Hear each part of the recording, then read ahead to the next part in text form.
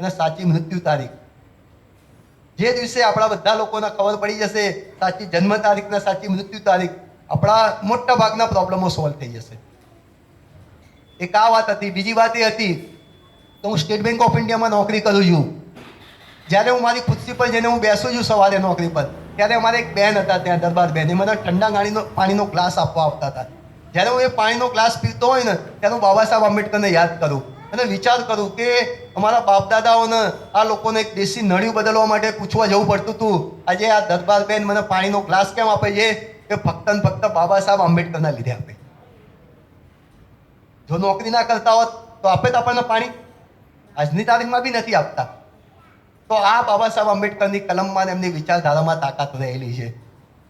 ત્યારબાદ આપણા સાચા ભગવાન તો હવે નક્કી થઈ ગયા ને, બાબા સાહેબ આંબેડકર.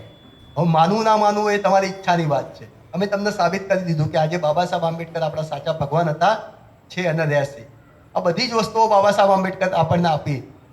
તદુપરાંત બાબા સાહેબ આંબેડકરે ઇંગ્લેન્ડની 3 ગોળમેજી પરિષદ થઈ, પહેલી, બીજી અને ત્રીજી.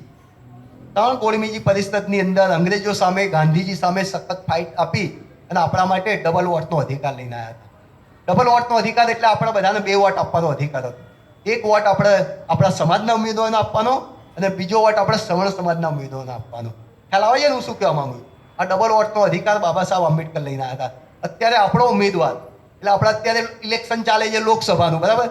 તો કોઈ પણ પાર્ટી હોય એનો ઉમેદવાર કોણ નક્કી કરે છે? પાર્ટી નક્કી. આપણે કરીએ છીએ? નથી કરતા. કેમ કે આપણી પાસે જે ડબલ વોટનો અધિકાર હતો એ છીનવાઈ ગયો. હવે ગાંધીજી આમાં લાગુ કરે છે. આપણા બાપ દાદાઓને આપણને એવું સમજાવવામાં આવ્યું છે કે ગાંધીજી આપણા ભગવાન હતા, ગાંધીજી આપણું ભલું કર્યું. પણ હકીકતમાં ગાંધીજી આપણા 1 નંબરના દુશ્મન હતા. કેમ કે ગાંધીજી ત્યાં સહી કરીને આવ્યા હતા કે તમે જે ચુકાદો આપો એ મને મંજૂર છે. અને જેવા ગાંધીજી ભારતમાં આવ્યા ને એમને ખબર પડી કે ડબલ વોટનો અધિકાર આપણને મળી ગયો છે, એટલે ગાંધીજીએ લાગુ કર્યું. ગાંધીજીએ પૂનાની એરોડા જેલની અંદર આમરણનો ઉપવાસ કર્યા.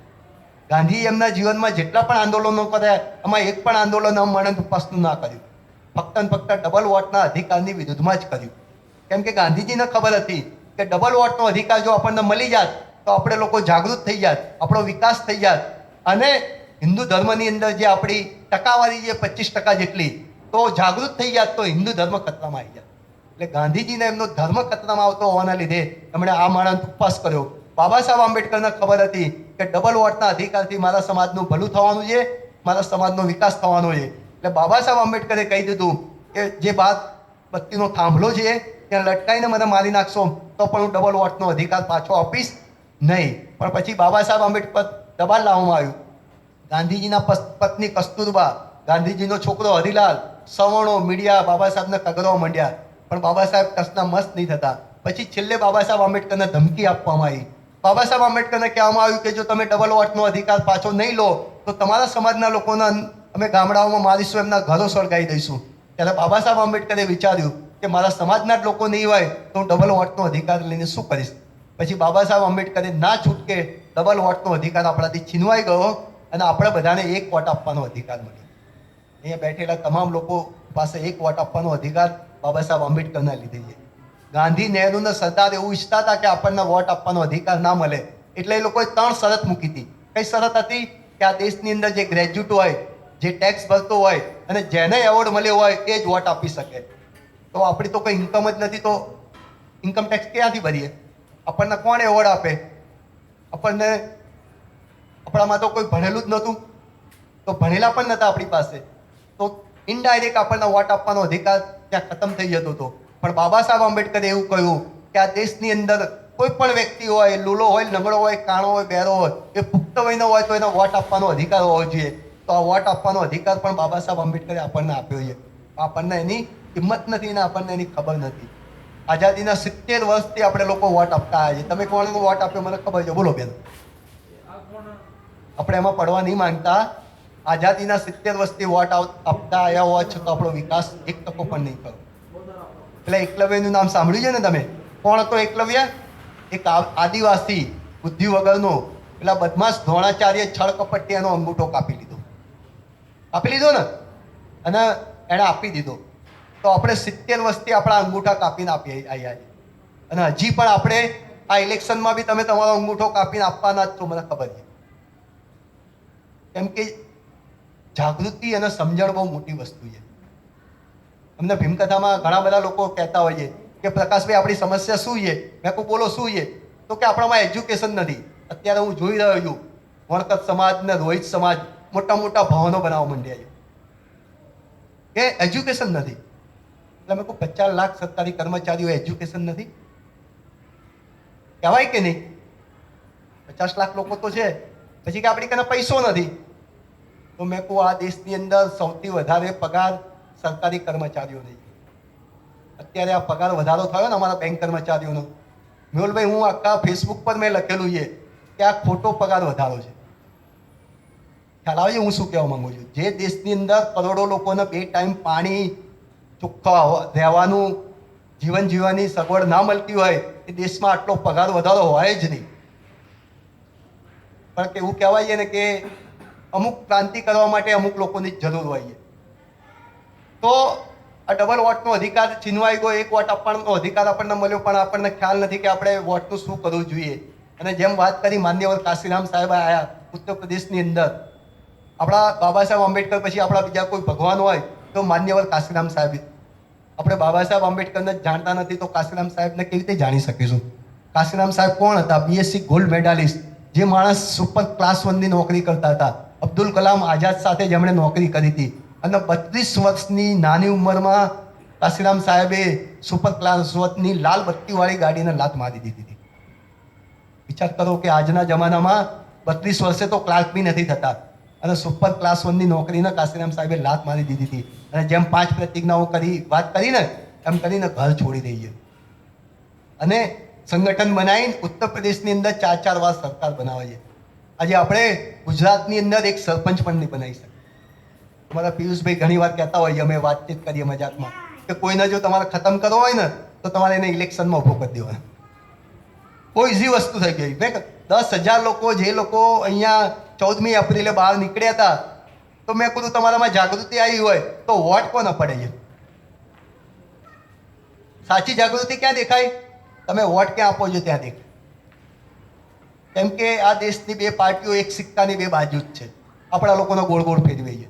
અને એનું એક સિમ્પલ ને સાદું ઉદાહરણ તમને આપું. બેકલોગની કેટલા લોકોને ખબર છે? ખાલી હાથ અધ્ધર કરો.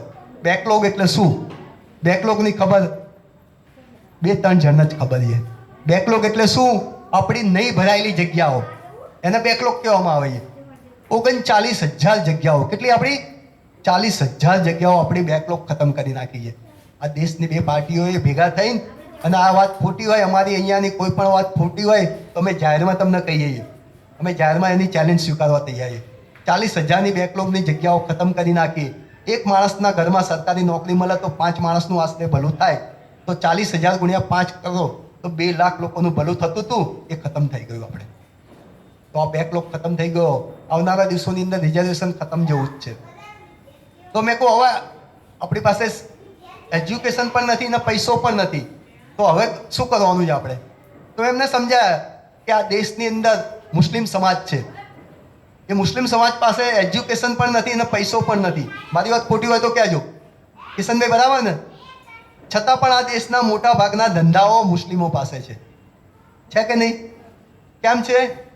એ એટલા માટે છે કે એમનો 10 વર્ષનો છોકરો પકડપાના લઈને રોડ પર બેસી જાય, અને આપણો 25 વર્ષનો ઢાંઢો હોય, બરાબર, 12 પાનના ગલ્લે 135નો મસાલો ખાતા હોય, અને આ માતાઓ બહેનો બેઠી જઈને શું કહેવાય? મારો છોકરો બહુ સારો. આ કડવી વાસ્તવિકતા છે. એને ક્યાંય જવા ના દે. એ 25 વર્ષે લાઇબ્રેરીમાં વાંચવા જાય અને 35 વર્ષે આઉટ ઓફ ડેટ થઈ જાય. એ પછી ક્યાંય ના દે. આપણા દેશની સિસ્ટમ એટલી ખરાબ છે, એજ્યુકેશન સિસ્ટમ, કે તમે ગમે તેટલા ગોલ્ડ મેડાલિસ્ટ હો, પણ ત્યાં જે શીખવાડવામાં આવે છે એ તમારા જીવનમાં 1% પણ કામ નથી આવતું. 1% પણ કામ નથી આવતું. અને જે જરૂરી વસ્તુ છે ત્યાં શીખવાડવામાં નથી આવતું. અમે આવનારા દિવસોની અંદર એવી સ્કૂલ શરૂ કરવા જઈ રહ્યા છીએ, ઇન્ફોર્મલ સ્કૂલ બગીચાની અંદર અમે શરૂ કરીશું, કે જ્યાં આ રીતનું શિક્ષણ આપવામાં આવશે. તમે આટલા બધા બેઠા હોય, તમે બેંકમાં જઈને પૈસા ભરી શકો? બહુ કેટલી ઇઝી વસ્તુ છે. બેંકમાં જઈને એક સ્લીપ લઈને એમાં નામ લખવાનું છે, તારીખ લખવાની છે, એકાઉન્ટ નંબર લખવાનો છે અને રકમ લખવાની. 4 રકમ લખવાની છે, પણ આપણને આવડતું આ વસ્તુ સ્કૂલમાં શીખવાડી જોઈએ કે નહીં? નહીં શીખવાડતા. એજ્યુકેશન સિસ્ટમ જ એવી છે. તો આવનારા દિવસોની અંદર અમે આ શરૂઆત કરવાના છીએ ઇન્ફોર્મલ સ્કૂલ. એક કોશિશ કરીશું, જોઈએ આગળ કેવી રીતે સફળ થાય છે. તો મેં તમને વાત કરી એમ એજ્યુકેશન નથી, પૈસો પણ નથી, પણ હવે આવનારા દિવસોની અંદર આપણે શું કરવું એના માટેની અમે વાત કરીએ છીએ. તો અમારા આવનારા દિવસોની અંદર મિશન શું છે? અમારું મિશન સૌથી પહેલું છે કે આ દેશની આપણા ગુજરાતની જ વાત કરીએ છીએ, અમદાવાદથી શરૂઆત કરવાના છીએ. 31 ડિસેમ્બર 2030 પહેલાં અમે કોઈ પણ સમાજની 30 બહેનોનો કરોડપતિ બનાવવાના છે. એક તાલી પાડો મારા માટે. થાય કે નહીં? આ ગુજરાતની અંદર ભારત દેશમાં હજારો ઓડી BMW, ઓડી ગાડીમાં ખબર પડે ને બેનો? આ કે ના? કઈ ગાડી? પણ એને કેવી રીતે ઓળખો છો? 4 બંગડીવાળા બેન માટે જોરદાર તાલી પાડો છે, એમને ખબર છે. આટલી બધી ઓડી ગાડીઓ ફરે છે. તમારા કોઈ સગાવાલા પાસે ઓડી ગાડી છે? આ તો પાડો. કોઈ BMW ગાડી છે? મર્સિડીઝ ગાડી રતિલાલ મકવાણા સાહેબ પાસે છે, એક મને ખ્યાલ છે. પછી કંઈક સવિતાબેન કોલસાવાળા પાસે એક ગાડી છે, કઈ છે મને નહીં ખબર. પણ આટલી બધી ગાડીઓ ફરે છે, આપણી પાસે કેમ ગાડી નથી? પૈસો એ પ્રોબ્લેમ નથી. આ દુનિયામાં કોઈ પણ વસ્તુ છે ને 2 વાર બને છે. એક વાર દિમાગમાં બને પહેલી વાર, અને બીજી વાર રિયાલિટીમાં બને. અત્યારે અમારા હેતુકભાઈ અહીંયા બેઠા છે. હેતુકભાઈને હું પ્રશ્ન કરું કે હેતુકભાઈ તમારી પાસે BMW ગાડી હોય તો આ તો થોડાક અમારી જોડે અમારા કોન્ટેક્ટમાં એટલે હા પાડી દે. બાકી તમે કોઈ પણ માણસને પૂછો ને, આપણા માણસને ના જ હોય. જો તમે એટલું વિચાર કરો કે જે માણસ પાસે BMW ઓડી ગાડી છે, એના 2 હાથ, 2 પગ, 2 આંખો બધું જ છે, બરાબર, તો આપણી પાસે કેમ ના હોય? ટૂંકી વસ્તુ છે. તો વિઝ્યુલાઇઝેશન જેવી એક વસ્તુ છે. એટલે સૌથી પહેલાં આપણા દિમાગમાં એ વસ્તુ બને, અને બીજી વાર રિયાલિટીમાં બને. આપણા દિમાગમાં જ નથી બનતી તો પૈસો કમાવો બહુ ઇઝી વસ્તુ છે. તમને એમ લાગે પ્રકાશભાઈ ગપ્પા મારો આવ્યા જઈએ? પૈસો કમાવો બહુ ઇઝી વસ્તુ છે, આપણા દિમાગમાં થવું જોઈએ. આ લાઇટ અહીંયા આપણે જોઈ રહ્યા છીએ, બરાબર? કેટલા લોકોને ખબર છે કે લાઇટની આ બલ્બ શોધ કોણે કર્યો છે? હાથ ધર કરો તો. સાહેબ માટે એક જોરદાર તાલી પાડો. બલ્બની શોધ થોમસ આલ્વા એડિસને કરી, બરાબર ને પિયુષભાઈ? એ માણસ 999 વખત ફેલ થયા હતા. કેટલા? 999 વખત ફેલ થયા હતા. 1000મા વખતે એણે બલ્બની શોધ કરી. તો આપણે તો અહીંયા જ આપણા છોકરાઓ 10-10 વાગે ઉઠે. જે સમાજ 10 વાગે ઉઠતો હોય એ સમાજની શું હાલત થાય? ટૂંકી વસ્તુ છે ને. હું રોજ કાંકરિયા જઉં છું, દિલ્હી. 28 વર્ષથી તો ઓન પેપર મારી પાસે છે. કેટલા ટાઈમ મને યાદ નથી, પણ હું ત્યાં નગીનાવાડીમાં એરોબિક્સ કરાવું છું. દિલ્હી કરાવું છું. તમે 7 થી 8 આવો તો તમે એરોબિક્સ કરાવતો હોય. સવર્ણ સમાજની બહેનો બધી હોય મારી સાથે. તો આ બધું એમનામ થોડી બને છે. ત્યાં જઈને ખાલી પ્રકાશભાઈ બેંકરનું નામ પડે ને, લાખ રૂપિયા આપવાના હોય ને, તો એ કોઈ પૂછવા ના જાય. વિશ્વાસની જ વાત હોય. આ દુનિયામાં જે માણસ વ્યાજનો ધંધો કરે છે ને, એ ફેલ જ જાય છે. કેમ કે બધાના ચેક લઈ લે પિયુષભાઈ, બરાબર, સ્ટેમ્પ પર સહીઓ કરાવો અને એના પૈસા જાય જ. પણ પેલો ગુંડો હોય ને, એ કોઈ હિસાબ કિતાબ ના કરે, પણ એના 10% વ્યાજ એના ઘરે જઈને આપી આવે. એક તાલી પાડો. છે કે નહીં? આ દિમાગની વસ્તુ છે ને, એ બહુ ઇઝી વસ્તુ છે. થોમસ આલ્વા એડિસને લાઇટની શોધ કરી. આપણે કેટલું બધું લાઇટની અંદર કરી શકીએ છીએ, પણ ક્યારે એક માણસનો આભાર માન્યો? ક્યારે? આપણને તો ખબર જ નથી. એનો આભાર માનવો જોઈએ ને કે ભાઈ થોમસ આલ્વા એડિસન, તમારો ખૂબ ખૂબ આભાર કે તમારા લીધે આ લાઇટમાં અમે લોકો ઘણું બધું કામ કરી શકીએ છીએ. તો લોકોનો આભાર માનતા શીખો. જે પણ માણસ આપણને મદદ કરો. મેં હમણાં વાત ના કરી, અમે લોકોએ કોરોનાની અંદર લગભગ 1500 લોકોને રાશન કીટ આપી છે. કદાચ અમારી ટીમને હું મારા ઘરમાં આખા કોરોના સમય થયો ને અમે ઘરમાં નહીં બેઠા. અમે લગભગ એમ કહીએ ને તો મારી ગાડી લઈને બહાર જ ફરતા હતા. મેં 10 લાખ રૂપિયાની કીટો લોકોને આપી છે. અમે બહાર ફરતા હોવા છતાં પણ મને ક્યારેય કોરોના થયો નથી, અને થવાનો પણ નથી. કેમ કે કોરોના એક માનસિક રોગ હતો. સરકારે આપણા દિમાગમાં નાખી દીધો, અને 50% લોકો માનસિક રોગના લીધે મરી ગયા. કોરોના એટલે એક સામાન્ય શરદી ખાંસી તાવ આવે ને એવો રોગ હતો, ખ્યાલ આવે? પણ એક હાવ પેદા કરી દીધો. કોરોના થયો એટલે બધા ગભરાઈ ગઈ. અને કોરોના ચેપી રોગ પણ નહોતો. મારા બાબાના કોરોના થયો તો અમારા ઘરમાં મેં 4 લોકો હતા, તો 4ને થવો જોઈએ કે નહીં? ના થયો.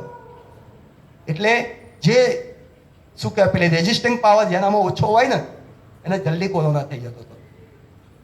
તો હવે જેમ મેં તમને વાત કરી કે આવનારા દિવસોમાં આપણે શું કરવું જોઈએ અને શું કરીશું તો આપણે આગળ વધીશું, તો મેં તમને વાત કરી એમ આપણી પાસે ભલે એજ્યુકેશન નથી, પૈસો પણ નથી, તો આપણો છોકરો છે કોઈ પણ એક એ ભલે સ્કૂલે ભણવા જાય, પણ એ 10 વર્ષનો થાય ને એટલે રોજ એને 1 કલાક માટે એનો શોખનો જે વિષય હોય ને એ શોખના વિષયમાં એને કરવા દેવાનો.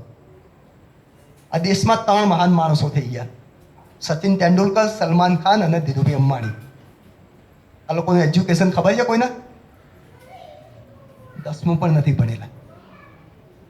સચિન તેંડુલકરનો ત્યાં મહારાષ્ટ્રની સ્કૂલોની અંદર કદાચ 8મા ધોરણમાં, મને ખ્યાલ નથી, પણ મહારાષ્ટ્રની સ્કૂલોની અંદર સચિન તેંડુલકરનો પાઠ ભણાવવામાં આવે છે. એટલે કુદરત હરેક માણસને પૂરતી તક આપે છે. અને આ એક થોડો વિવાદનો મુદ્દો છે, પણ હું તો કહું જ છું કે જેણે સરકારી નોકરી લીધી હોય ને એણે બને ત્યાં સુધી બીજી વાર રિઝર્વેશનનો લાભ ના લેવો જોઈએ. કેમ કે અમારા બેરમપુરા વિસ્તારમાં એક ઘરમાં 4 લોકો છે અને 4 ડૉક્ટર છે. વિચાર કરો તમે કે જે માણસ ગરીબ છે, વિધવા બહેન છે, એના છોકરાને કેવી રીતે ભણાવશે? તો તમે સરકારી નોકરિયાત છો, તમે તમારા છોકરાઓને સારું એજ્યુકેશન આપશો, સારા ફી ભરાવશો, ટ્યુશનો કરાવશો, પેલી વિધવા બેન ક્યાં કરાવવા જવાની છે? એટલે અમે તો બૌદ્ધ ધર્મ સ્વીકારી લીધો છે. 22-23 વર્ષ પહેલાં મારા છોકરાઓને મારા વાઈફને કહી દીધું હતું કે પથ્થર પર માથું પટકીને મરી જજો, પણ ક્યારેય રિઝર્વેશનનો લાભ લેતા નહીં. આ કોઈ વિવાદનો મુદ્દો નથી, પણ એક મોરલ હોવું જોઈએ તમારામાં કે મને એકવાર મળી ગયું ને પછી બીજી વાર ના લેવું જોઈએ. કેમ કે એક ઘરની અંદર 4 સરકારી કર્મચારીઓ ચાંદખેડાની અંદર રહી છે. હું ઓળખું છું પર્સનલી. પણ સમાજના માટે શું? બે વ્યક્તિ સોસાયટી શું? એટલે ઘણા બધા મુદ્દા છે જે આપણે અત્યારે સાઈડ પર રાખીશું, પણ આવનારા દિવસોની અંદર આપણે શું કરવું એના માટે મેં તમને વાત કરી. તો અત્યારે આપણી પાસે એક જ હથિયાર છે અને એ હથિયાર છે વોટનું હથિયાર. આપણા બધાના બાબા સાહેબ આંબેડકરે બ્રહ્માંડ સ્થાપીને ગયા છે આ વોટનું હથિયાર. અમે લોકોએ તમને જેમ વાત કરી કે છેલ્લા 30 વર્ષથી અમદાવાદની મ્યુનિસિપાલિટી સ્કૂલોની અંદર ગરીબ વિદ્યાર્થીઓના ચોપડા આપીએ છીએ, દફતર આપીએ છીએ, સ્કૂલ બેગ આપીએ છીએ, ઘણું બધું આપીએ છીએ. પણ હમણાંથી અમે બધું બંધ કરી દીધું. કેમ કે એટલી બધી છોકરીઓને મદદ કરી છે ને, પણ જ્યારે મદદની વાત આવે ને આપણે ત્યારે બધા ભૂલી જઈએ. હમણાં જ અમારે એક વેરાવળની છોકરીને 60-65 હજાર રૂપિયા ફી ભરવાની આવી, તો અમે કહેતી ભાઈ એ વાત કરીએ છીએ કે જે છોકરીઓને આપણે મદદ કરીએ એ લોકો પણ મદદ કરવા તૈયાર નથી. અને અમે તો એમ કહીએ છીએ તમારે અમને નથી કશું આપવાનું, પણ જે લોકોને મદદની જરૂર છે એને તો તમે આપો. પણ એ બે સોસાયટી આપણે પૂરી નથી કરી શકતા. તો આ વોટની તાકાત શું તમને કરી શકે છે એનું તમને ઉદાહરણ આપું કે ઉત્તર પ્રદેશની અંદર જે 4 વર્ષ સરકાર બનીને ત્યાં આપણે અહીંયા એક સરપંચ નહીં બનાવી શકતા ને, ત્યાં જિલ્લાઓના નામ આપી દીધા છે. જિલ્લાઓના નામ જે આપણા મહાપુરુષો થઈ ગયા ને એના નામે આપી દીધા છે. આજે આપણે અહીંયા બેકલોગ નથી ભરી શક્યા તો ત્યાં પ્રાઇવેટની અંદર રિઝર્વેશન આપવામાં આપી દીધું છે. આપણે અત્યારે કોઈ પોલિટિકલ પાર્ટીનો પ્રચાર કરવા નથી આવ્યા, પણ તમને હું એટલી જ વસ્તુ કહેવા માંગુ છું કે બાબા સાહેબ આંબેડકરે કહ્યું હતું કે political power is the master key with which you can open each and every lock. પોલિટિક્સની અંદર જ બાબા સાહેબ જઈને બધું મેળવી શક્યા છે. એટલે અમે છેલ્લા ઘણા વર્ષોથી આ સોશિયલ એક્ટિવિટીને લોકોને મદદ કરવાની હતી અને હમણાં થોડાક ટાઈમ માટે સ્ટોપ કરી છે. પણ અમારા જે મિશન છે 31 ડિસેમ્બર 2030 પહેલાં 30 બહેનોનો કરોડપતિ બનાવવાની, 2032ની અંદર વિધાનસભાની જે ચૂંટણી થવાની છે એમાં ગાંધીનગરની અંદર બાબા સાહેબ આંબેડકરનો વાદળી ઝંડો ત્યાં લહેરાવાનો છે. એક તાળી પાડો જોરદાર એના માટે. બાબા સાહેબનો વાદળી કલરનો ઝંડો વિધાનસભામાં 2034માં દિલ્હીની અંદર બાબા સાહેબનો વાદળી કલરનો ઝંડો ત્યાં લગાવવાનો છે. 2036માં 14 ઓક્ટોબર 2036માં બાબા સાહેબ આંબેડકરે બૌદ્ધ ધર્મની દીક્ષા લીધી. 56-36 કદાચ 80 વર્ષ જેવું થશે તો 80 વર્ષ પછી 5 કરોડ લોકો સાથે બૌદ્ધ ધર્મની દીક્ષા ત્યાં દિલ્હીની અંદર લેવડાવવાની છે. આ અમારા ફ્યુચર પ્લાનિંગ છે. હવે તમે લોકો અમને સાથ સહકાર આપવાના જ છો, કેમ કે આ છૂટકો જ નથી અહીંયા આવ્યા સિવાય. આ દેશની અંદર 100% લોકોની અંદર 15% લોકો 85% લોકો પર રાજ કરે છે. બધાને ખબર છે ને કોણ છે 85 ને 15% લોકો, એટલે આપણે એમાં ડીપમાં નથી જતા. પણ 85%માંથી તમારે ફક્ત 30% લોકોને જ ભેગા કરવાના છે. ચૂંટણી જીતવા માટે 30% લોકો જ જોઈએ. અત્યારે આપણી પાસે કોઈ મીડિયા નથી. પ્રિન્ટ મીડિયા, ઇલેક્ટ્રોનિક મીડિયા, આપણી પાસે એક જ મીડિયા છે, અને એ મીડિયા છે વોકલ મીડિયા. આપણે જે વાત કરી શકીએ છીએ ને એ વોકલ મીડિયાનું બહુ મોટું સાધન છે. એક માણસ રોજ 5 માણસના વાત કરે ને તો કેટલી બધી વાત થઈ જાય. તો ઘણા બધા લોકોને આપણે મેસેજ પહોંચાડી શકીએ એમ છીએ. અને જેમ વાત કરી એમ બાબા સાહેબ આંબેડકરે જીવન જીવવાની 5 વસ્તુઓ આપી. તદુપરાંત એક બીજી મહાન વસ્તુ આપી છે, અને એ આપણું નામ. અત્યારે આપણી પાસે એક બાળકમાં હેતુકભાઈ જ છે, એટલે હવે હેતુકભાઈને જ આપણે વાત કરીશું. બીજા કોઈ છોકરો કે છોકરી અહીંયા નથી જે આપણું નામ આપ્યું. આપણા બાપદાદાઓના નામ કેવા હતા? ગાંડાભાઈ, કચરાભાઈ, ઘેલાભાઈ. આપણી બહેનોના નામ કેવા હતા? નાથીબેન, ડાહી, ઘેલી. બરાબર. આપણે હેતુકભાઈ અહીંયા બેઠા છીએ. હેતુકભાઈ સાંભળો છો ને કે ઊંઘી ગયા? તમારું નામ આપણે કાલથી કચરાભાઈ રાખીશું. બોલો હા કે ના?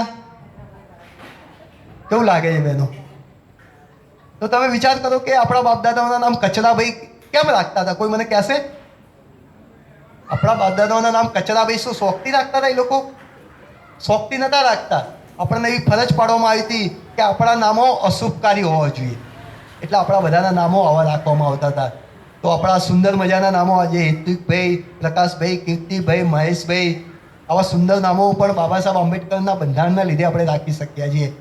તો આવનારા દિવસોની અંદર જો આપણે બધા એક નહીં થઈએ તો કદાચ જે પૂનાના પેશવાના રાજ અંદર ચાલતું હતું કે આગળ કુલડીને પાછળ ઝાડું, બરાબર છે? બધાને ખબર છે ને કે પૂનાના પેશવાની અંદર આગળ કુલડી એટલા માટે બાંધવામાં આવતી હતી કે આપણું થૂક પર કોઈ સવર્ણ સમાજનો માણસનો પગ પડે ને અભડાઈ ના જાય, એટલા માટે આગળ કુલડી બાંધવામાં આવતી હતી. અને પાછળ ઝાડું એટલા માટે બાંધવામાં આવતું હતું કે આપણા સમાજના લોકો ચાલે એના પગલા પર કોઈ પગ પડીને અભડાઈ ના જાય, એટલા માટે ઝાડું બાંધવામાં આવતું હતું. અને બાબા સાહેબ આંબેડકરે ત્યારે નક્કી કર્યું હતું કે મારા સમાજના લોકોને જે આગળ કુલડી બાંધવામાં આવે છે ત્યાં હું ટાઈ પહેરતા કરીશ, અને મારા સમાજના લોકોને પાછળ ઝાડું બાંધવામાં આવે છે ત્યાં હું પટ્ટા પહેરતા કરીશ. તો બાબા સાહેબ આંબેડકરના લીધે જો આપણા સમાજના લોકો ટાઈ અને પટ્ટા પહેરતા થયા હોય તો ફક્ત ને ફક્ત બાબા સાહેબ આંબેડકરના લીધે થયા છે. તો સમય ઘણો થઈ ગયો છે. હમણાં મેં તમને વાત કરી કે પ્રભાતસિંહ સોલંકીના ડાકલાની મિટિંગ હોય તો 5,000 માણસો હોય અને સવારે 5 વાગ્યા સુધી આપણે આરામથી સાંભળતા હોય. પણ ભીમકથાની અંદર આપણે કલાક સાંભળવાનું આવે તો આપણે ઊંચા નીચા થઈ જઈએ. કેમ કે કડવી વસ્તુ છે ને, પેલી મોરસ ખાઈએ ને તો ડાયાબિટીસ થઈ જાય. તો પેલો કડવો હોય ને લીમડો, બરાબર ને બહેનો, એ ગુણકારી હોય. પણ આજે કોઈ બહેનોને છોકરાઓને કહો તમે કડવો લીમડો, એક કુદરતી નિયમ છે, તમે રોજ લીમડાના 10 પાન ખાઓ ને તમને લગભગ ક્યારે રોગ ના. એટલી ઇઝી વસ્તુ છે. આપણે કહીએ છીએ નથી ખાતા આપણે, કેમ કે ઇઝી વસ્તુમાં આપણે માનતા જ નથી. અમારા કાંકરિયા ઘણીવાર અમારા મિત્રો જોડે વાત કરીએ કે બધા જ લોકો જાગૃત થઈ જાય મણિનગરમાં તો આપણે અહીંયા ચાલવાનું ભારે પડી જાય. ચોખ્ખી વસ્તુ છે. એટલે બધા જાગૃત ના થાય, જે પણ થાય એ થાય. અને એટલે હવે વધુ વાત ના કહેતા અમારી ભીમકથા તો અમે આખી રાત કહી શકીએ એમ છીએ, પણ તમારે કોઈ પ્રશ્ન હોય તો તમે પૂછી શકો છો. ક્યારે ઘીની નદીઓ વહેતા જોઈ છે ખરા? હા, અમે એ જ ઘીની વાત કરી રહ્યા છીએ કે જે તમે ખાવામાં ઉપયોગ કરો છો. ગુજરાતમાં એક ગામ એવું છે કે જ્યાં ઘીની નદીઓ વહે છે, સાથે સાથે સ્વિમિંગ પુલ પણ ઘીનો બનાવવામાં આવે છે. અહીં કોઈ વાત મજાકની નથી, પરંતુ શ્રદ્ધાની વાત છે. કહેવાય છે કે ગાંધીનગર પાસે રૂપાલ નામનું એક ગામ આવેલું છે. આ ગામમાં વરદાય માતાનું મંદિર છે. પાંડવોના સમયથી જ અહીં એક પલ્લીની રચના કરવામાં આવે છે કે જે પલ્લીની અંદર લોકો ઘી ચડાવીને પોતાની માનતા પૂરી કરતા હોય છે. લોકોની માનતાઓને આસ્થા એટલી બધી વધારે હોય છે કે પલ્લીમાં ચડતા ઘીને કારણે આખા ગામમાં ઘીની નદીઓ વહેવા લાગે છે. હવે સવાલ થાય કે એટલું બધું ઘી આવે છે ક્યાંથી? તો જે પણ વ્યક્તિની માનતા હોય એ 5 કિલો, 10 કિલો કે 15 કિલો ઘી માતાજીની પલ્લી પર ચડાવે છે અને પોતાની માનતા પૂરી કરે છે. આ રીતે ગામ આખું ઘીથી તરબોળ થઈ જાય છે. આ તો શ્રદ્ધાની વાત છે, પરંતુ માતાજી આવી રીતે ઘીનો બગાડ કરવાનું ક્યારેય ન કહી શકે. હા, શ્રદ્ધા પૂરી કરવા માટે આપણે પલ્લીમાં ઘી ચડાવવું જ જોઈએ, પરંતુ આવી રીતે ઘીનો બગાડ કરવો એ યોગ્ય નથી. કહેવાય છે કે આ ઘી કે જે રસ્તા પર હેમખેમ પડ્યું હોય છે એને કેટલાક ગરીબ લોકોમાં વિતરણ કરી દેવામાં આવે છે. રસ્તા પર પડેલું આ ઘી ખૂબ જ ગંદા સ્વરૂપમાં હોય છે, જે ખાઈને ઘણાના સ્વાસ્થ્ય પણ બગડી શકે છે. માતાજીની શ્રદ્ધાનો સવાલ છે તો આપણે જરૂરથી પલ્લીમાં ઘી ચડાવીને આપણી માનતા પૂરી કરવી જોઈએ, પરંતુ આવી રીતે ખરેખર ઘીની નદીઓ વહેડાવી ન જોઈએ અને તેમને બાળકોના પોષણ આપવા માટે ઉપયોગમાં લેવું જોઈએ. સદીઓથી આ પ્રથા ચાલી રહી છે, તેની સાથે લોકોની આસ્થા જોડાયેલી છે અને આસ્થા ખરેખર સાચી પણ છે. પણ ભગવાન જ કહીને ગયા છે અને આપણા શાસ્ત્રોમાં પણ લખ્યું છે કે અન્નનો બગાડ ક્યારેય કરવો ના જોઈએ. એ ખરેખર ભગવાન જ છે. અહીં ઘીનો બગાડ આપણે ચોખ્ખો જોઈ શકીએ છીએ, તો ખરેખર આ બાબતથી આપણે થોડુંક જાગૃત થવું જોઈએ. ગુજરાતમાં આજે પણ 10%થી પણ વધારે લોકો કુપોષિત છે અને કુપોષિત બાળકોનો જન્મ પણ થયા રાખે છે. માતાને ચડાવવામાં આવતા ઘીથી ઘણા બાળકોને પોષણ મળી શકે એમ છે, તો આવા ઘીનો ઉપયોગ ગુજરાતમાં કુપોષિત બાળકોને પોષણ આપવા માટે કરવો જોઈએ. આ બાબતે તમારું શું માનવું છે? કોમેન્ટમાં જરૂર જણાવજો.